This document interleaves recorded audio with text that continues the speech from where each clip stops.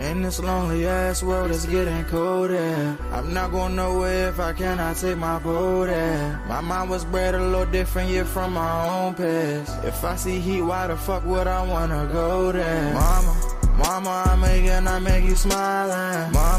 Mama, your little nigga came from wildin'. Mama, always got in trouble, I was shouted. Mama, now I'm staring at shit. Mama, I'm the pilot. Mama, if I want something, I'ma go get it. Mama, swim with the sharks, piranhas, and fishes. Mama, it's so hard down here, God is my witness. Mama, I know where I'm going. Mama, I'm a fan. It's hard not knowing who is really gonna be there for me. I wish you could be here to see me the day I start touring. Shit be on my mind every second when I'm not recording. I'm waking up conversating with the Lord every morning. I mistakenly took the wrong path, I had to rewind. I fumbled trying to move too fast, I had to keep trying. Growing up, I got in trouble, told myself to keep lying. So much stress be building up, swear I be needing me time.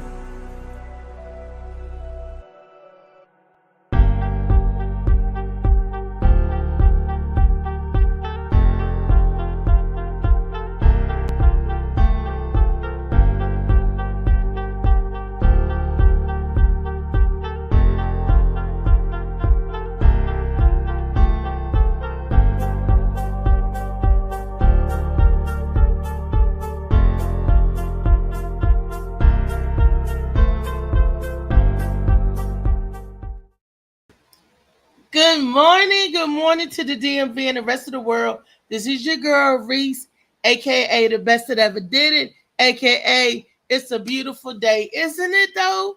Today on the Morning Max Show, of course, this is our Tall Tale Thursdays, and we're going to talk and discuss some stories and some stuff that's going on in people's lives that you could believe it, maybe you can't believe it, but it don't matter. It's just a tall tale. Well, you know, I got my boys with me this morning. I got my Molly, Mr. Super Producer, and I got our special guest, Mr. Hakeem. Brother Hakeem. Hey, what's up, world? Good morning to the world. Grand rising. Hey, it's good to be awoke, good to be here, good to serve God. All of that. Okay, how was your evening? Before I get into my evening, how was your evening? Was it festive? Yes. The wonders of God showed up once again. You know, we might have linked up where as though we getting opportunities at other establishments that came across our table yesterday. You know, so sometimes sometimes the worst be the best. It's just our test. You know what I'm saying? And we just got to go through the test, man, because one door shut and another one open up. One door shut, several doors open up. Windows open, the doors, the ceilings, everything opens up. You know, and what you doing at other establishments, you gonna need other hosts. Is that what I'm Most hearing? definitely. You want to need some? The whole plan is having multiple things going on at the same time. So you need people. Well, I'm not going then. Hey, Reese, you ain't even got to do all that, baby. All right? You don't have to do all that, Queen. You already know. Why you think of it? Hey, look, my mind, how they say, I can. It looks weird and what how it appears to be, but at the end, it's a rainbow at the end for everybody. That's what the multicolors is. Not the sex of the rainbow, but the culture of people in the rainbow. Okay, United Benetton. Benetton. They used to say that the colors of Benetton. That was y'all. Yeah. But it's been great. It's been great. How are you? I am grand because I opened my eyes this morning. They didn't close till late this morning, but well, I should say they didn't close till early this morning. But and they opened up, so I am blessed. I'm here. Last night was a festive, was a colorful evening. If I do say so myself, it's a colorful evening. Great. I can't get into all of the particulars, but it was something to be said about different comedians and their comedy styles and different venues and all that good stuff. I still had a good time because I'm going to have a good time no matter where I go. I'm going to try to pick out uh, the tokens, the trinkets of good times, that I can. But all in all, it was a fun night. Um, we did a riff mic down in Electric Palm and Woodbridge, and that was good. That was cool. Uh, so yeah, it was Inform me, what's a riff night? a riff What mic. that consist of? Yeah. That's Dwayne White. Yeah, okay, he's a white comedian. I always have to say white comedian because you don't hear a lot of white Dwaynes, but his real name is Dwayne. He hosts the room. He hosts the room on open mic on Tuesday night, and every other Wednesday, every Tuesday, and every other Wednesday, he do a riff mic. And on Friday, they have showcases out there at the Electric Palm. It's a yacht club in Woodbridge, Virginia. Basically, it's beautiful right on Oh, the okay. water. All in the summertime is really nice. So riff mic consists of the comedians. We sign up. He got to pick us to do it, and we sign up. Got to sign up, and if you select it, your name go in a hat. Okay, you then Okay. you order your name in a hat. They shake it up, but each comedian that signs up give him two topics to talk about. So, uh, Okay. and there's a bunch of topics. They putting topics in the hat, and when you pick your topic, you're supposed to talk about whatever it is on that paper and make it funny. It's instant improv. It's like game Oh, okay. I night. like that. Yeah, It's that's fun, interesting. and you get. I mean, and then some comedians are funny. You can tell, you say, okay, yeah, he a little bit racist. Okay, yeah, that could be it because the jokes that that the topics and stuff that come off their head is dark. But because of that, and you make up any story, they don't let you film nobody's set, because they may say something because it's total autonomy. You can say whatever you want there, or you could say, you could say hell to the KKK. It don't matter. You can say whatever you want when you're set and everything. But for the privacy of the other comedians, because some stuff we may say out our mouth, we may not want it to get out in the world because it may tarnish your image or tarnish your job Yeah, as it an may actor out offend there. someone. So Yeah. you can only because something they talk about is crazy and off the wall. So you can only film your set. You can't film nobody else's set, not unless you have their permission to. So Okay. it was like that. And one of the comedians was ragging on Wakanda. It was ragging on Black Panther. So I had to clap back. What? Yeah. Talk about it was one of the It was worst the, movies. stop playing. What? Oh man. Yeah. Because of the line, he was like the line with the brother when the father's getting ready to kill the brother at the beginning when he said, "I'd rather what did he say? I'd rather live as something than to I'd rather die something than to live as a slave." You remember with the Yeah, I'd vibranium rather like die that? free. Yeah, Yeah, I'd rather die free. than live it, And he was like, "What kind of line is that?"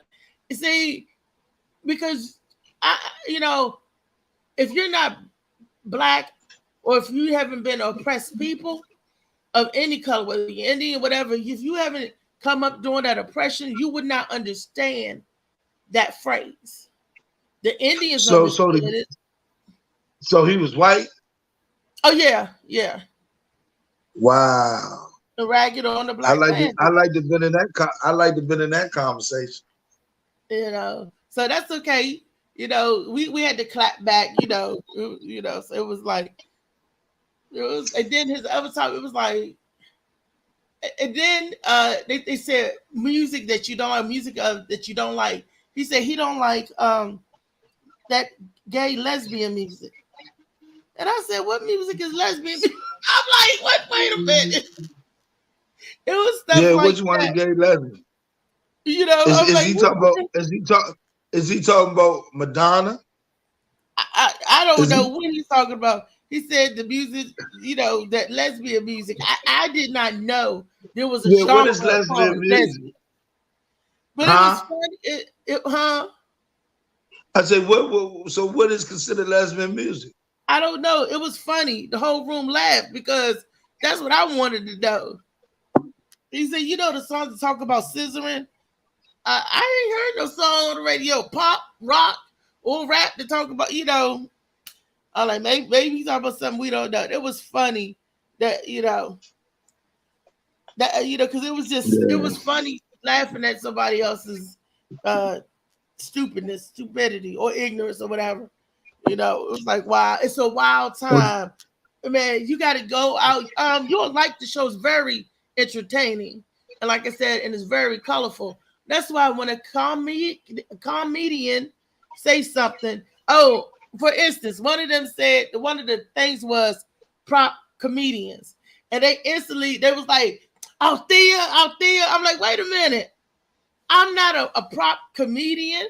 I just, could store stuff in the boobs. That don't make me, I'm not like Carrot Top and all that. Well, maybe, I don't know, maybe. And it was just laughing. Well, you got props. You got props. Yeah, I do. But I fixed them. Because you messed everybody up. You messed everybody up with that. When you came up into the Oyster Bar, man, everybody was cracking their side, man. They just, that was hilarious. When I came, I was pulling stuff out. Well, that's because these are this is my bags, this is my purse. I had to hold my walker or my cane with my arms, so I need somewhere where I can put my shit, and I can't carry a bag that's too heavy on my shoulder because, so I need somewhere to tuck, tight, and tilt, tuck, tight, tilt. But nobody, they're so big that you can't detect it. That's messed up. I'm hugging everybody. They feel this, it's undetectable. It's like because the items just sink into the fats, just sink into it. It's like dough. It's just sink into the dough, and that's what they do. And I just go boing, boing, boing, boing. Shaboing, boing. But when they said that a prop comedian, they laughed and they said me. But I messed them up last night because I did my set and was funny and didn't pull not a thing out of nowhere. But I'm like, I'm more than just a prop comedian. Boy, so what's wrong with a prop comedian though? Nothing. They had that was the subject. You had to make it funny. But when he said prop comedian, everybody in the room laughed and pointed at me. It was like the guys was like, "Ooh, the stuff that she be pulling out of them titties," and they was just laughing at me. Just a topic, and then they was laughing at me. But I was like, it was funny to me too. I'm like, y'all just wait. I'm gonna fuck them up. I'm gonna pull something out that they ain't gonna expect. Look, I pulled the bear, the liquor, the bottle, the deodorant. I had shea butter, lotion, handcuffs, candles. Just because I said this is how you set up your date. You got your candles. You had your music. I had my porno tape. Hey. But I'm gonna pull a person out one day. Marley, you volunteer to be my bride.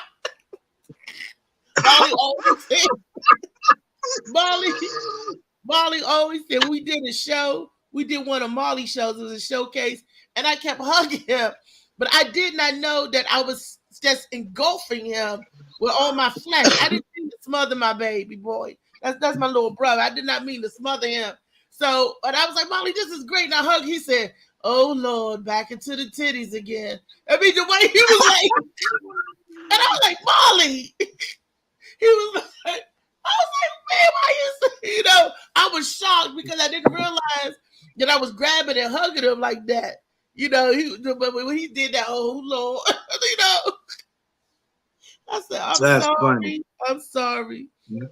That is so funny. I didn't mean to, like Raj used to, his mama used to squeeze him on what's happening. He Well, said, oh yeah, what's happening? That was Roger, yeah, and he said, "Mama, I can't breathe." Right. Oh wow. and then Slicky Woo Boo, my big brother, Molly, my little brother, Slicky Woo Boo said that I gave him a concussion because I hit him in the back of the head. He said I went to grab from behind, and he said, boom. He was like, who would have hit me in the back of my head? Oh, these things are weapons. So yeah. Yeah, y'all women got weapons, that's for sure. My oldest kid's mother used to keep her money in hers, boy. No, I stopped keeping money in mine because it got lost. I couldn't find where I put the dollars at. I was like, where's my? I know I put it. I had to stop putting money up there. At the end of the night, I found my money. You said you knew. I said, "There's my money." Take the bra. I was looking all over for that money and could not find it. It's a true story. Tall tale. Hey. I was like, I can't put no money in there no more. Hey, what you saying? You got a savings account in there? That what you trying to tell me? Look, it get lost in there. You know. Yeah, that's your savings account. You right. And the only time we cash out when the bra come off at night, my son, when he was little, he used to take quarters and put it down my cleavage. I don't know what he was thinking, but he would just, get a quarter. He wouldn't do no pennies down there. He just only quarters, and just set it down there. And I was like, Tyree, what is you doing? What is you doing? What do you wow. think? My guess is that he think he gonna get money out of my boobs later. I guess he figured if I put these quarters in there, she'll deposit and give me $1. Wow. I don't know what was in his mind. I guess he saw me put money in it, Right. Well, they got imaginary minds then. I didn't mind it. I just take the quarter out and save it for him. I guess he said, "Mama got a slit like a piggy bank. I'm gonna put some money." Or he could have seen me taking money I did. And so, that's where the money go. Or he could have watched. He could have watched some cartoons that day and saw something similar to that. Our kids do the darndest things. They do. It's Tall Tale Thursday. Do you got a story that you want to share with us? One of those believe it or not stories? Well, when I see something like hear something like that, do you remember the boogeyman, the bunny man, and all that stuff? You talk about stuff like that? No, like it could be stuff that happened, or like, damn, like I can't believe that happened, or it could be sad that it happened. It's just like something that you got to wrap your mind about, something that you got to think twice about. And you're like, damn. No, I actually don't have nothing in mind. I can't think of nothing at the time, but I'm quite sure. I'm quite sure something to come to me, but at the moment, no. Well, I got a video that I came across, and I thought it was interesting, and I want to share it. Can I share it with everybody? Okay. I was the youngest person ever sentenced to death in history. I was 14 years old and innocent. My story inspired the movie The Green Mile. My name is George Steny, and this is my story. I was born on October 21st, 1929, in South Carolina, United States. I grew up in a poor, black family in a country where racial segregation was deeply rooted. In 1944, 2 young white girls were found dead near my home. Betty June Binnicker, age 11, and Mary Emma Thames, age 7. Were discovered in a ditch filled with water with severe head injuries. I was arrested and accused of their murder, without any motive or evidence against me. I was interrogated for several hours by the police, without the presence of a lawyer or my parents. They deprived me of food and sleep to force me to confess to the murder. Exhausted, I cracked and repeated what they wanted me to say. A month later, my trial began. It lasted only a few hours. The judge appointed me an incompetent lawyer. The jury was exclusively composed of whites. My family was prevented from attending the trial because of their race. The verdict came quickly and I was sentenced to death by electrocution. My sentence was executed only 83 days after my arrest, On June 16, 1944, they tied me to an electric chair. I was too small, so they made me sit on a Bible. They executed me at the age of 14, making me the youngest person ever to be executed in the United States during the 20th century. It took until 2014, 70 years after my death, for my conviction to be overturned and for my family to obtain justice. It was finally recognized that my constitutional rights had been violated and that the death penalty had been wrongly pronounced. My story is a sad example of how racial discrimination and prejudice can affect the justice system and destroy innocent lives. I hope that my story will help ensure that this never happens again. You know, in 1929 and now in 2023, we are still feeling that. That is so sad. But this is my question I want to ask to you and the rest of the listening audience. What good is that being exonerated after you did? What good is that saying, letting the world know, oh, what we did was wrong? Of course, what you did was wrong. 14-year-old baby had to lose his life. But what good is that being exonerated?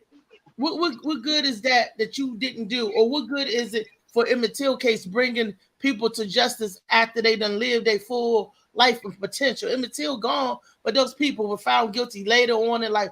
What good is justice? What good is the law there?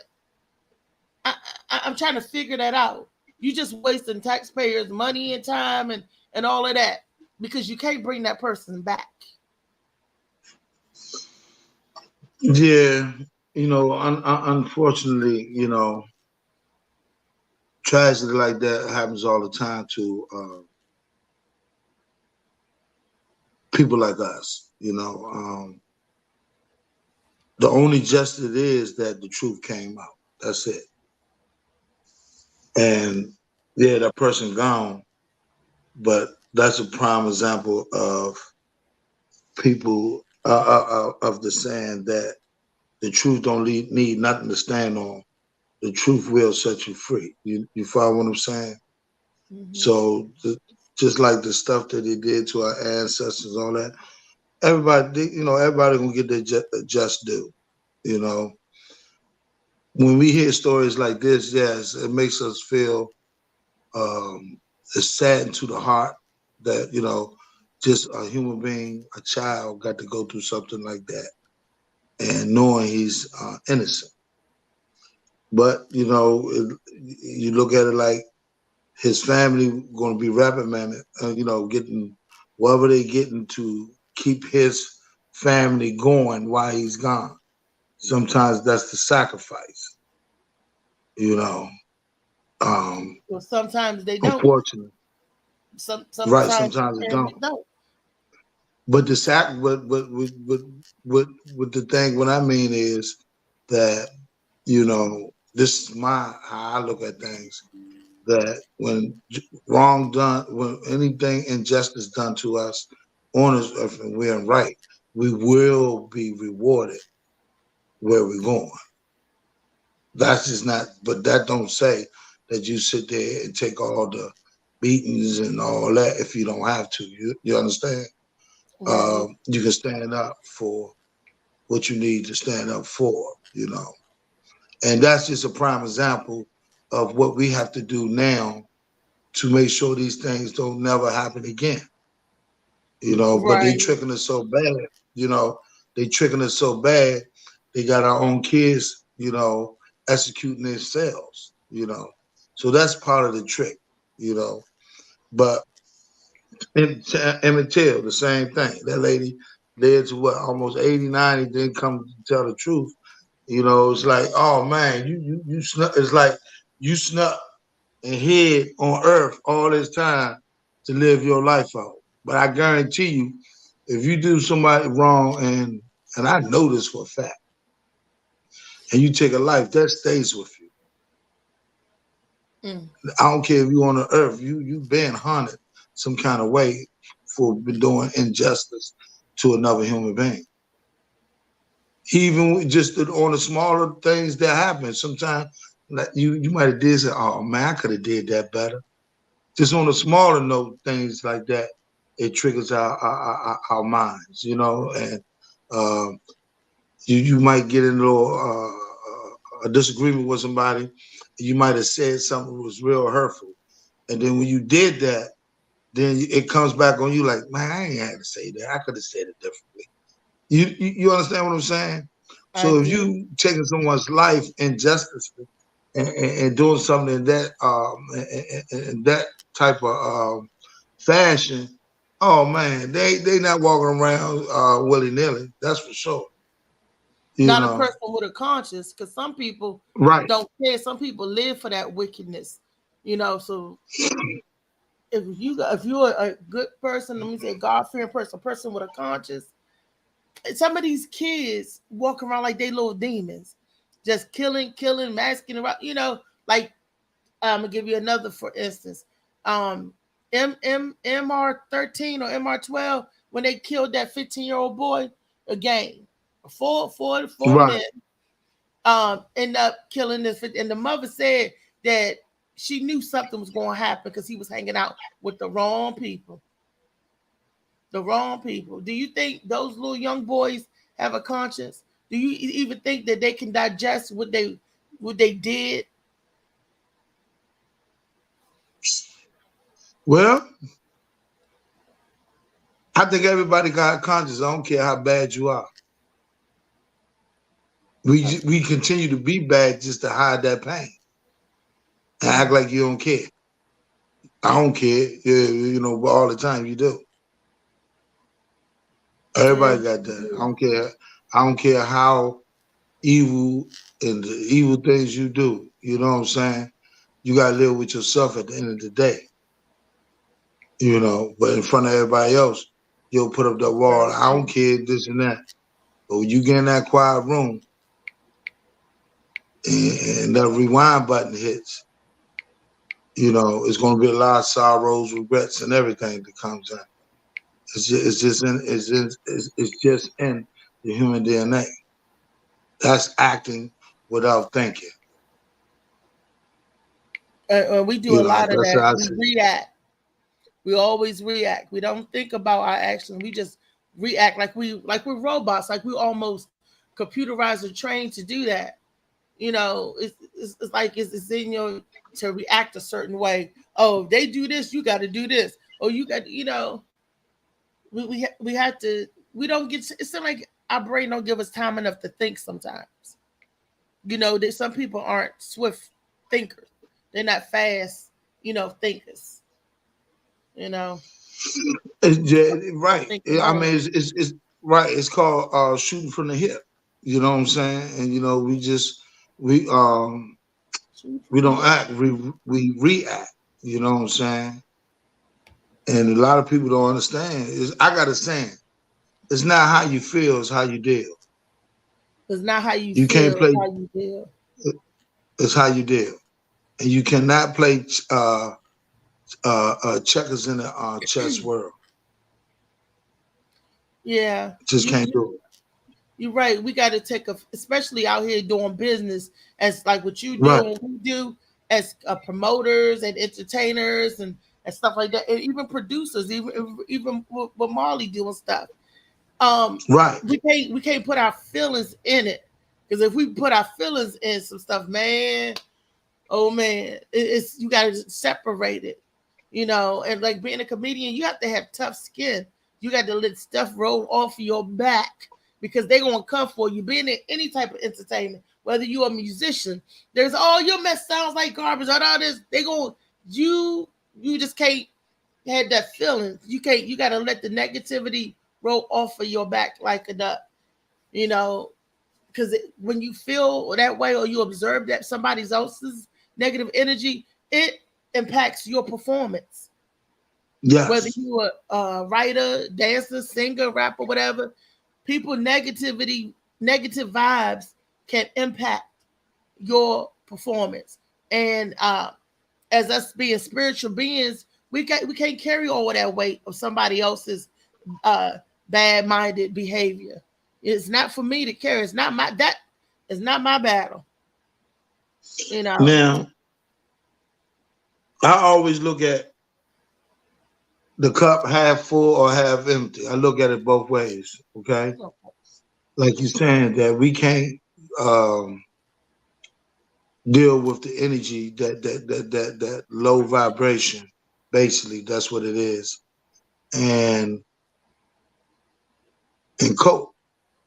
Now, me, on the other hand, if I know you brought a low vibration, I can still deal with you through business. If you have something to, and I'm going to explain, if you have something to offer, if you have something to offer to the business, you follow what I'm saying?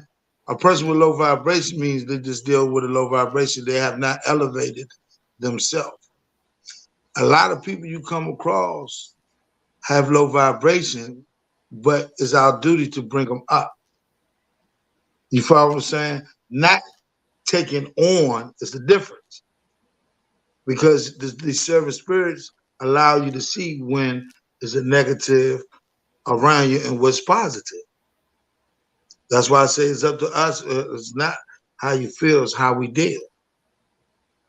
Because that low vibration can be a pinnacle where as though it can help a situation that you doing. And then once that situation comes to light, it might, and it will, affect that person with the low vibration to come up some and see that he can level up or she can level up. You see, we got, because we don't want to get tricked by what the colonizers already do.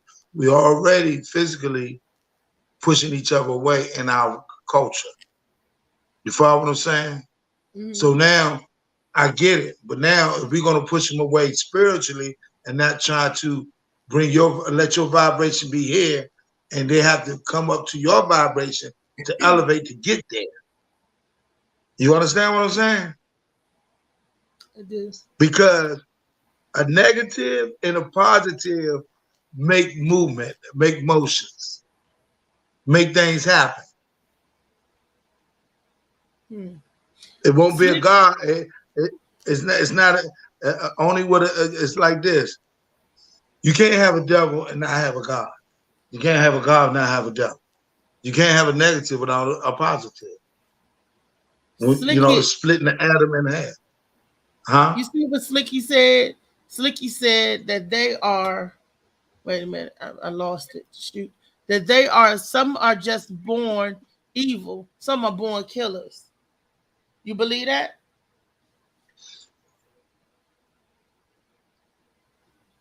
When you say born killers, I can agree and disagree at the same time. And the reason I say that is when I was in the streets, right? People would thought that I was a natural born killer, or the people I socialized with was a natural born killer. We're not born killers. We be trained to become that based on our environment and the pressure that we're allowed to come in our life and stay at that low vibration. So I don't think we are born that. I think it's this world drives us to that point. Right. You know, because of, yeah, we're not born that. You know, when a child comes in this world, it don't know nothing but just what the world is, you know, and it's peaceful. I want to is love. You know what I'm saying? So no, I don't think it's a natural born killer. That's a movie thing that wants you to think that we're natural born killers. He said yes, sin in a way. Yeah. Like we born evil. Is that what you talking about? He said yes, in a way. In a way. Oh, that's what he said. Yes, in a way. Oh, I said, look, I didn't see the Y-E. I thought it said sin in a way. He said yes, in a way. Okay. Thank you. So it don't shine up in blue sometimes my eyes, but it's okay. I got it. I got it. So, but you know, it's crazy with these glasses when you keep saying your eyes and stuff, because even with my glasses, these new glasses, I had some other glasses, but I had more trouble with seeing with the new glasses than the old ones. You know what I'm saying? I'm like, what in the world? But the glasses actually is bad for us. We just want to let our eyes heal itself and eat the right things, and we just take the shortcut. I'm part of that. Yeah, I'm glad you said it because I know I'm not the only one. But I remember when I couldn't have any glasses because they said my eyesight kept changing so much they couldn't prescribe me glasses. I think my eyesight is changing again. That's why I'm getting these headaches and these glasses not working right. Your eyes got to adjust. But we're making our eyes worse because we're making our eyes adjust to the prescription instead of healing it, adjust to the healing. So you're absolutely right because I felt better when I didn't have to wear glasses. Before my eyes was all off. And sometimes it would be clear and sometimes it would be blurry. But I know that when I ate the right thing and did the right thing, my eyes I felt was stronger. Sometimes without the glasses. Correct. Like yesterday, I had to take these glasses off because I couldn't even see the TV. It gave me such a terrible headache. And when I took everything off, I was like, I still was able to see, but I didn't have that pain and that pulling and that resting. Right. My eyes it's changing again, and you got to get adjusted again to this prescription in these glasses. So even though people was joking on me yesterday, they was like, "Open your eyes, Reese. Open your." I'm like, my eyes is open, So I said, let me put my glasses on today so people can know that I am awake. It's funny, y'all can see my eyeballs with the glasses on, but when I take my glasses off, you can't see my eyes. Now, I think your eyes going to automatically squeeze up because of the fact that you used to that medicine, and when you take them off, you got to focus all back over again. That's why. Okay. Because I'm trying to refocus. Squinty with the glasses on. My eyes don't look squinty with the glasses on. It's all this fat that make my eyes squinch up, look like a slither. I'm looking through a slit. But it's okay. As long as I can feel. But I do have it. Now go ahead, sis. No, I said as long as I can feel my third eye open. I'm seeing. Oh, that's it. That's it. As long as you get that open, you good to go. You good to go. But I do. A tall tale did come to me. All right. Remember the movie Alice? Keke Palmer played in it. Yeah. And Carmen. That was based on a true story. I heard that. I heard that. I read that was based on a true story. How they did not know. They did not know. They were so far in the woods, deep in the country, whereas though away from civilization, they still had slavery plantation going on. Yeah. And they sent the children away to learn to get the education, and still had the slaves running the slaves like they cattle and livestock to run their business, to run their plantation. And a few people a story came out like that. This girl, I said, I can't believe in the 21st century that they didn't know. This lady, it was like 2019, and she would say how they father them had work, and they didn't have a bed. They living in a barn, and how they had to eat food out of a trough like animals. Ain't no way. I mean, I mean that's how they did it. But now what happened to those people? What happened to that land? Well, I guess they got to civilization, but you talking about the people who was doing the crime? Yeah, they was kidnapped. I don't know. That's a good question. They still had all that land, all that property. They should have everybody should have been went to jail. Everybody that participated in that, the people not knowing that they free. All of them. Right. When I saw that movie, man, I'm like, whoa. Alice, that was funny. Yeah, that was crazy. That's wild, And she acted wild. She went back to get her family. She went back to get her people. And they were doing all that raping. They was doing that raping. Everything that the wicked slave masters was doing, they did to the people in this civilized at this day of time. You know, that's crazy.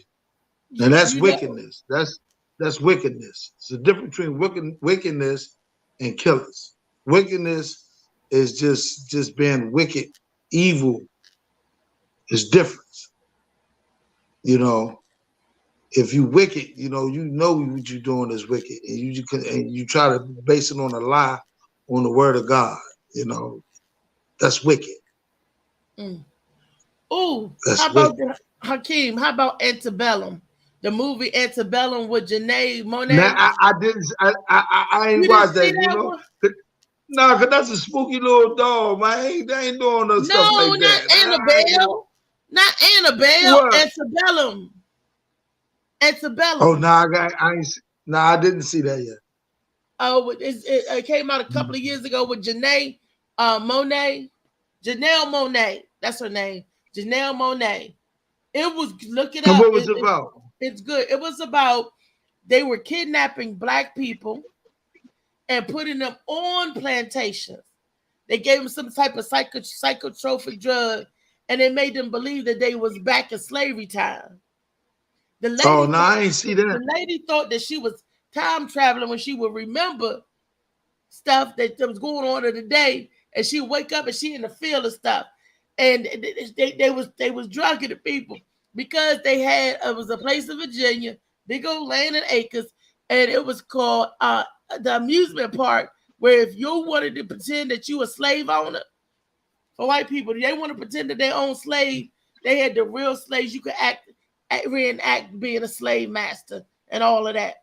What? The man was going in there, raping the people, doing everything they didn't want, like he was the slave master. They messed up, and the people thought that they was time traveling, because they was like, no, I remember a time when we had this and that. It was like, ain't no phone. We ain't no phone. You tripping. You a slave. And you know, it was amazing how they mind could form. And she was like, no, I know I don't belong here. I don't belong here this time. I done time travel back in the past. And the whole time they had them on a plantation, drugging them, and they thought they was on the plantation. They thought they was back in slavery times. They had them dressed and working and everything. And somebody dropped a cell phone, right? One of the people did that worked there, the overseer that keep him in check at night, he bought a cell phone. You supposed to put your cell phone and stuff in your locker. You can't have no phone on the floor. And the plantation was like the floor. He dropped the cell phone, and she found it. She was like, I knew I wasn't crazy. Man, that movie. Wow. Janelle Monáe, she's a phenomenal actress to me. I like her. I gotta check that out. Figures, Antebellum, yes. I gotta check that out. People don't talk about that, and I was like, I guess they could do that. What do you think this sex slave is and the sex trafficking is? So, it's a lot of reasons they kidnapped in our children. You know, like our pigmentation and our. Yeah, we this carbon we have is so powerful. It's worth more than gold and any kind of treasure you can find out there. This pigmentation is a lot, and that's what they're doing. They try to survive. They trying to survive off of us. That's their whole genetic makeup. They can't do it without us. Well, you know the book. Have you ever read this book? I'm telling everybody of color, non-color, go read The Delectable Negro. You ever read that?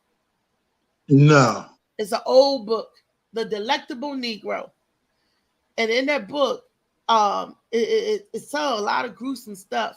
How they like you said, they wanted this carbon, how they put us on sticks and turned us till our skin would dry out, until we dehydrate and take our body parts, and they got pictures in this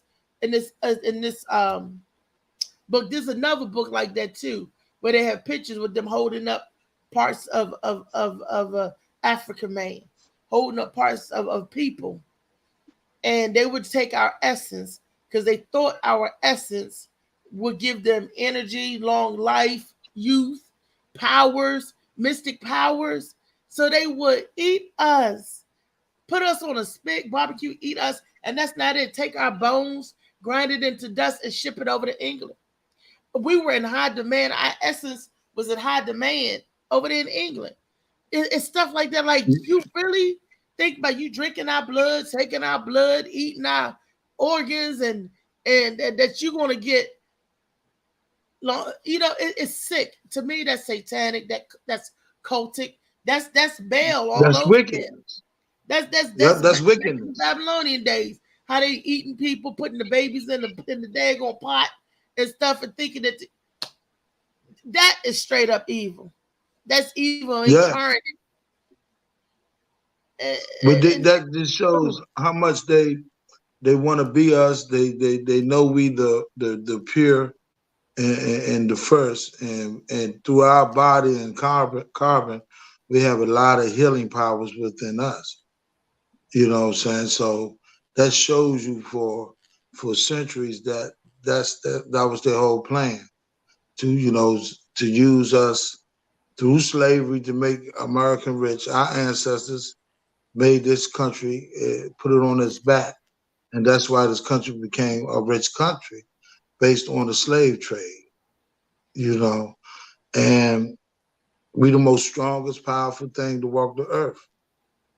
And if we can really get our young people to understand how powerful and strong we are, then, things will change dramatically, because they have to. Because things will be lining up the way God wanted to be. But we got to straighten our kids out first to get there. And do you know, when you hear concentration camp, where do your mind go to? Jail. No, I mean concentration camp. You think of what group of people? The Jews, right? Oh, Jews. The Jews. Concentration camp. They were not the first concentration camp. Did you know that? No, I already know that. They started dealing with the Jews. We had a concentration camp first. Yeah, there was the first, and it's so funny, so ironic. The people that were supposed to free us, that we was fighting for, the North, the South, that was a bunch of bull. The reason for that, and they was like, "Oh, Abraham Lincoln freed the slave." No, he didn't. He knew he could win with us.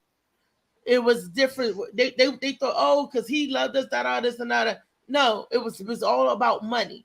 The North and the South, and the people from the North was the one who put us in concentration camps, because they didn't know what to do with us. So they gonna block us off and gonna kill us. There was people in the concentration camp screaming, "Put me back on the plantation. I'll be a slave again. I'll be a slave again." How could you block it off? Women and children, kill the women and children, and they had to bury their dead where if you drop dead, they bury you where you drop. Take the men and make them go out and work and build. And you freed us. You gave us our freedom. Ain't that terrible? You went from slavery, you did all of that civil rights fighting and stuff. Oh, I'm finally free, to put me in a concentration camp and then let me die. Starve me out, disease me out. The smallpox, and disease them and starved them. It was better off for slaves. This is a cruel country. Very cruel. It was built based on blood and sweat. Blood and sweat. And bodies. It was based on bodies. So how we make the change? Do we still live back to what happened to us, or take what the ancestors did to us and allow to go through all that so we can get the rightful,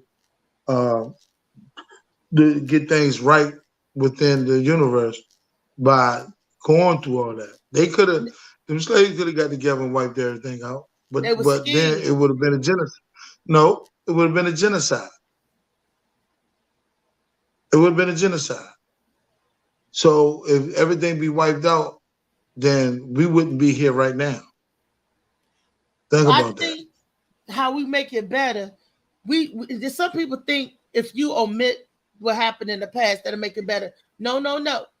I think our children need to know what gave them their liberties. Our children need to know why they are able to walk free and have the things that they have. You know, the children need to know, like, you know how they say your children need to know how hard you work to get things. Well, they need to know what was sacrificed for them to be where they are now. So you don't take lives for granted. You don't take things for granted. We got to cherish what we got. When we love and respect what we got, then we could make the change. You got to respect the fact that your forefathers was in that civil rights movement, doing the walking, getting sprayed by the hoes and the dogs and all of that, so you could be able to choose where you want to sit on a bus. You got to respect that, because without them doing what they did, you wouldn't be able to do what you doing now. And we gotta teach our children the respect back. The past is very important. The past, you need to know the past so you will not repeat it. Because if you don't know where you came from, how do you know where you're going? See, it's important to us, but not to them, because they the one that did a tragedy to us. But on another note is we had to take the point of, the past and change the education system for our school system and giving them the knowledge of what's going on, the true knowledge. That's how we're changing our kids. The Board of Education we have to get see, everything we've been taught was based on their encounter and their way of life. You know what I'm saying? Who cares about bicentennial? Who cares about Paul Revere? That ain't got nothing to do with our nature or our culture. That's not us. But that's what we've been taught. So we got to understand, the order for our kids to understand, the education, Board of Education will have to implement true history. And just be true history. And what happened, how the United States of America came up, what they do, what do we do to fix this? By telling the truth to our kids. Let them get the education of what happened, what transpired, to the ugliness of what happened. Have to be revealed to the kids, to the world. The same way Putin over there, he opened up there and showed the world that we all praying to the Black Madonna. So little things come out like that. We're all praying to the Black Madonna. Yeah. He opened it up to show that the Roman Catholic Church, they don't pray to the image of white Jesus. They pray to the Black Madonna, the Black Jesus. Yeah, the Roman Catholic, the Pope. So Putin showed that. Yeah, the Black Madonna. I did not know that. They're looking up. They know the truth. They know the truth. That's why they took some of the books out of the Bible. Oh yeah, I knew that. Because they twist it around. They have us chasing our own tail. But they didn't know that the universe, the God of the universe, is more powerful than any wicked man's mind. You follow what I'm saying? That's why he left the Holy Spirit for us to be guided in the rightly way. That's why it was given to us. To give us the servant spirit to overcome and decipher what is real, what is wrong, what is right. That's why a lot of truth is coming out in different specs and areas, But yeah, they pray to the Black Madonna. And Putin showed the world. Wow. Wow. You dropped some heavy science on me, Hakeem. That I didn't know. But we got to wrap up our show. Okay. Wow. The Black Madonna. Hey. Yeah. And then Molly, you got your job. Molly, you got something to play for that? Nah, I ain't gonna play the there video. It is right there. That the image, y'all can see it. Let me make it. There's a lot of videos on it. That Putin is talking about the Black Madonna. Yeah. I'm gonna have to go look that up. Say everybody go look that up. Wow. And while you looking that up, look this book up. This book is a good book. Hey, look, I gotta get in where I fit, and this is a good book. Shades of Blue by A.M. Morning. Look, and I found out that quite a few of y'all do have this book. So keep getting this out there. It's the first installment of 5. So you want to make sure you read the first book so you know how the other ones end. The Black Madonna. That might be in one of the books later on. Let me get the knowledge of that. So I'm still writing. You see what I'm doing, Reese? Huh? You see what you got? That's a cute car. Laughing in the Basement comedy show hosted by Mike Brooks. June 17th on a Saturday. Come on out, 7 until 10. Sounds of Elegance. We got a host of comics coming out. It ain't nothing but $50. You can call Kisa or you can call Hakeem. Get your ticket. You can go to Ticket Leap and get your ticket. It don't matter. Get your ticket. This is going to be a big show at the Union District Orchard by 501 Street Morris. 501 Street Northeast. Oh no, 501 Morris Street Northeast. Excuse me. Over there, right past Gallaudet College. Come on out, show some love, have some fun, and let these comics do their thing. And ain't nothing but peace and love. Let's do it. Ain't nothing but tickets nothing but $50. $50. Tickets ain't nothing but $50. $50. Go ahead. And let me say this Saturday is Gwen's poolside party event. It's going to be featuring Maria Sanchez out of Baltimore, headlining Kevin Anthony, and our own boy, Sleepy Boy, from last Friday. Terrence Hawkins gonna be there. I hope you don't fall asleep. Okay. Don't have to knock unless you get him. And it's a barbecue and everything. Everything is inclusive. Your food and your drink. They grilling. It's a poolside party, and that price is $65. You get your comedy show. You get your drink on. You eat on. And me and Michelle will be at the door. So if you want a ticket, they're giving you the information because it's at a private location. So you got to purchase your ticket, and then they give you the information, tell you where it is. And then I guess, and hey, I'll see you guys. Contact Gwen, the Gwen Factor Robinson. You can contact Terrence Hawkins for tickets. The Duke of Comedy, that's him. Yeah, and just have a good time. Oh, you can contact myself. That's what's up. So that's Saturday. I think it starts at 4:00 because it's the bar. I think the show starts at 7, something like that. But yeah, they're gonna be cooking on the grill. When is that? July 29th? No, that is July 29th is my function. And that ain't no outdoor. Okay. That's a retirement celebration. Okay. With Storm and Norman and big names like Laughing Lenny, Stacey Carvers, and Dude in the Corner. That's July 29th. That's something different. This one is Gwen's poolside party.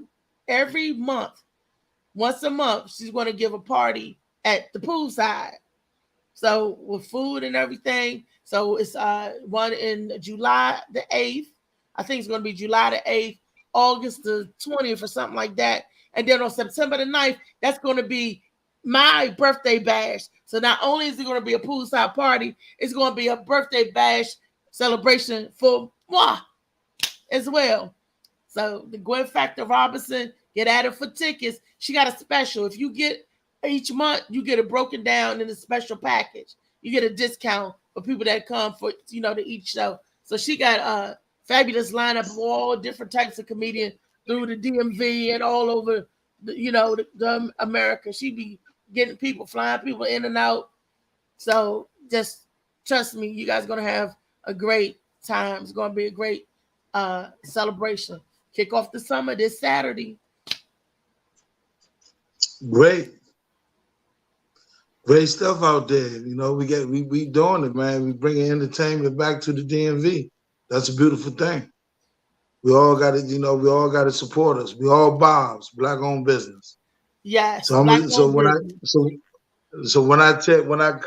say to you, Reese, what's up, Bob? Black-owned business. I bob my head. That's right. That's right. I'm waiting. Look, Molly is already a Bob. I'm a Bob. Yeah, You're a Bob. That's right. On the Bob. What's a Bob? Black-owned business. Oh, I like that. What up, Bob? What up, Bob? What's up, Bob? They say that all day. That's the slang we used to use back in the days, though. What's up, Bob? For real. We would say Bob or Joe. What's up, Joe? Yeah, we say Mo or Bob. What's up, Mo? Yep, Mo. Yep, Mo was one of them Where too. you get Mo from? What do Mo stand for? What's up, Mo? Like Mo brother. Yeah, Mo brother. You say all types of like, nah, kill Mo. And then we Why cut it short to kill or just Mo.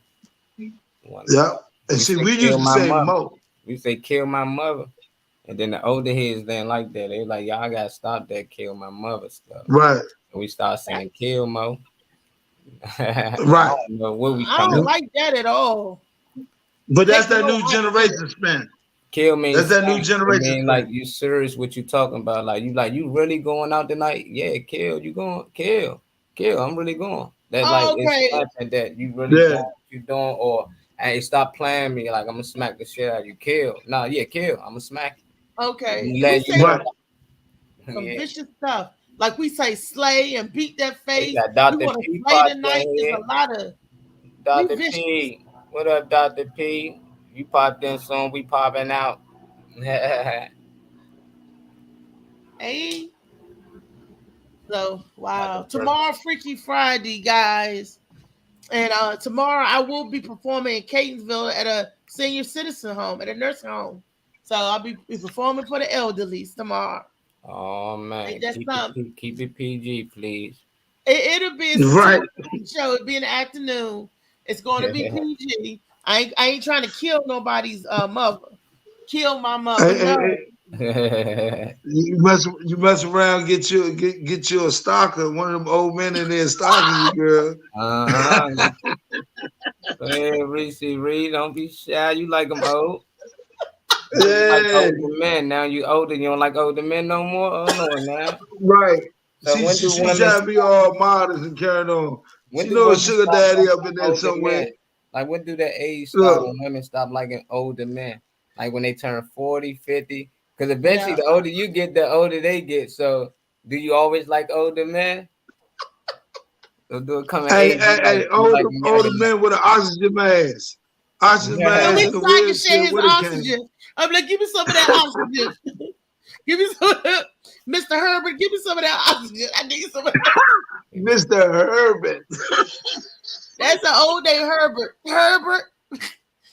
I be rubbing icy hot on his knee and my shoulder. I be putting Tiger Balm. About to check her friend list now, Mr. Herbert.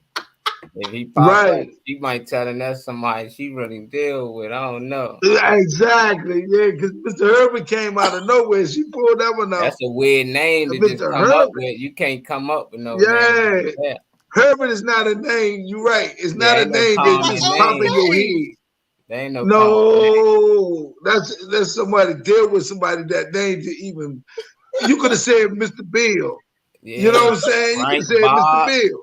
But Herbert is an old name. We just said Bob. But Herbert, you got your Herbert somewhere in your life. You got Herbert. You got Russell.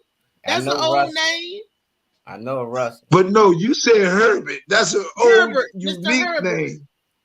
That's an old, you got a Mr. Herbert, I don't know a Herbert. I don't even know a Herbert. Right. That's right up there with Cleophas, ain't it? Right, you got somebody else, Cleosis. Yeah, if you would say Cleosis, I would accept that, but you said Herbert. Herbert is a very unique. Like somebody I gotta know a Herbert to say Herbert. Mm-hmm. It's all right, it's all right. Herbert the man. It's okay, baby. You ain't gotta hide it. It's all good. Long Mr. Herbert make you smile, that's what counts. Because you cheesing right now. I'll tell y'all tomorrow. No, I had to tell y'all Monday. It'll be after the show. No, matter of fact, Mr. Herbert is the one who put the show together at the old folks' home. You know what I'm saying?